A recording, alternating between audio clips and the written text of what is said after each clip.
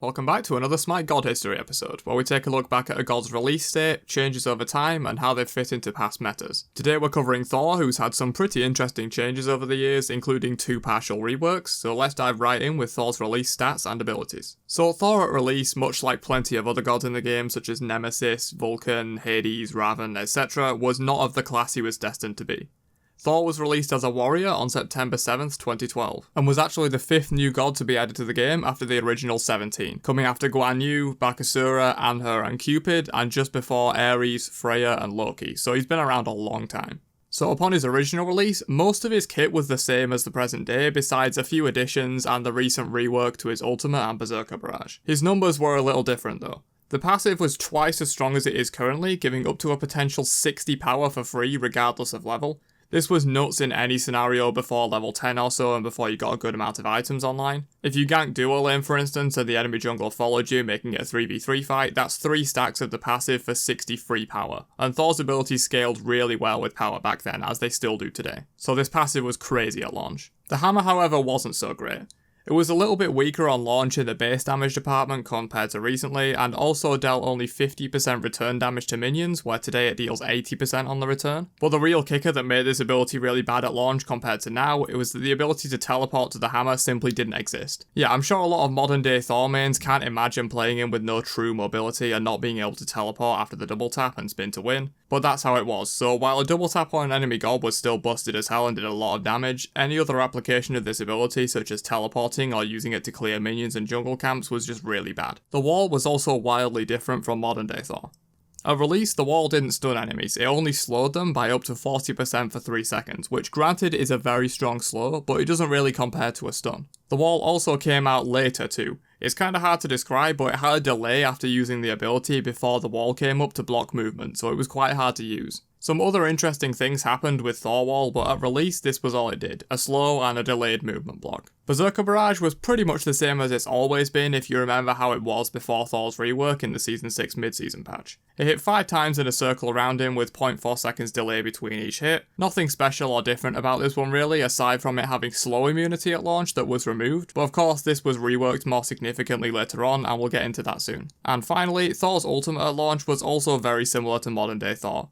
The only difference being the lack of the chain lightning damage after landing that was added in the mid-season patch of Season 6. Otherwise, it was the same as it's always been, besides a few number differences like only a 1 second stun instead of 1.5. Alright, so with Thor's release date covered, let's dive into his changes over the course of his near 7-year lifespan in Smite and how he got to where he is today. So in the first patch after Thor's release, in closed beta 0.1.1069, a lot of key changes were made to his numbers that remained for a long time, some even to this day. The base damage on the hammer was up to 210, which is where it still sits now. The weird delay on the wall hitting was improved. The damage on the 3 was up from 80 to 100, and the stun on the ult was increased from 1 second to 1.5 seconds, where it still sits today. These were pretty much just numbers buffs to make Thor stronger than he was at release because he was quite bad on his initial performance. Exactly 1 month later, on November 9th, 2012, the ability to teleport to Thor's hammer was added. This is probably the single biggest change to Thor, despite only being 1 line long. Having that mobility in his base kit and the ability to combo a double tap into even more damage by teleporting into melee range for auto attacks or Berserker Barrage was huge for Thor. About another 2 weeks passed and Thor was still deemed too weak, so the wall was buffed enormously. I can't understate how crazy this buff was, probably the biggest single buff to an ability in its entire history, perhaps save the teleporting that we just mentioned. So not only did they change the slow on the wall into a stun that was longer than present day and make the wall appear instantly, they also added up to 235 base plus 60% scaling and damage on top of that. Just imagine modern day Thor combos but with an 0.4 second longer stun and an extra 400 damage out of nowhere. Yeah, as I said, this change was absolutely huge for Thor. However, it didn't last long. Hi-Rez realised that adding damage to the ability was a little too far on top of the stun and removed it 3 weeks later in the closed beta patch 0.1267. Simple fix, just take off the damage. The stun was still extremely strong at 2 seconds at max rank, but removing the damage was definitely something that needed to happen, given Thor's burst with the hammer was already insane. So the next few patches are sort of confusing for me because they seem to be referencing ability numbers that didn't exist.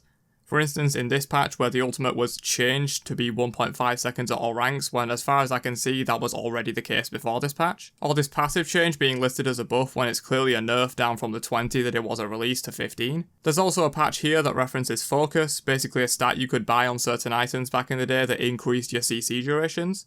So at some point here, focus was added and the CC duration on the wall was changed due to that. Also, they apparently changed the power scaling on Berserker Barrage from 25 to 45%, which if true would have been completely batshit insane since the ability back then hit 5 times, meaning 225% scaling. I believe this was also the time when Thor was reclassified to be an assassin, but there's no concrete evidence of when he was actually changed from warrior into assassin in any changelogs or forum posts I could find, so take that with a grain of salt. But I do know that at some point before the end of open beta he was reclassified. A couple of CC related things were changed / nerfed in 2 patches in 2013, removing the slow immunity on his 3 and making it so cripples affected Mjolnir's attunement. This was done because cripples were added in at this time with the Poseidon update and cripples didn't exist previously. So some quality of life changes / buffs came nearer the end of open beta in late 2013 and early 2014 for Thor, mostly changing post hit delays on the abilities. Before these changes, you had a half-second delay before you could do anything else like auto-attack or cast another ability after you used his abilities.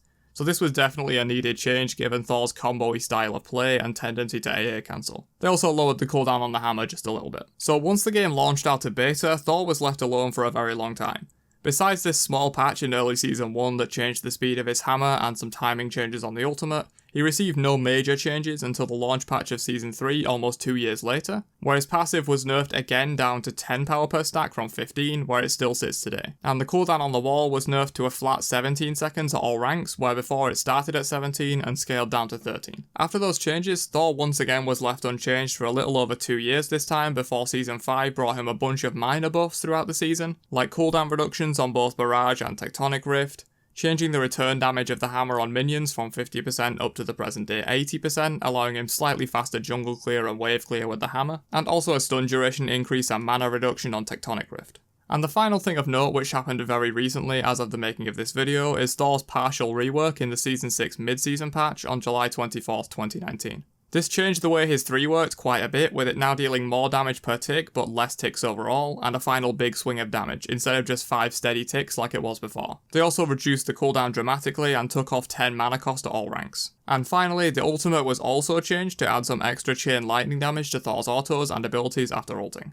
After these changes, Thor is firmly back in the meta after a long absence of just being pretty mediocre, and a somewhat bland and dated kit of nearly 7 years now was made more fresh and interesting. So that's where Thor sits as of making this video. Who knows what the future holds for the God of Thunder? Probably some nerfs I expect, but we'll see. If you enjoyed this, then let me know by dropping a like, and I'll be sure to make more of these God History episodes. Share it around and subscribe so you don't miss the next one, and I'll catch you guys later. Have a great day, and peace out, you nerds.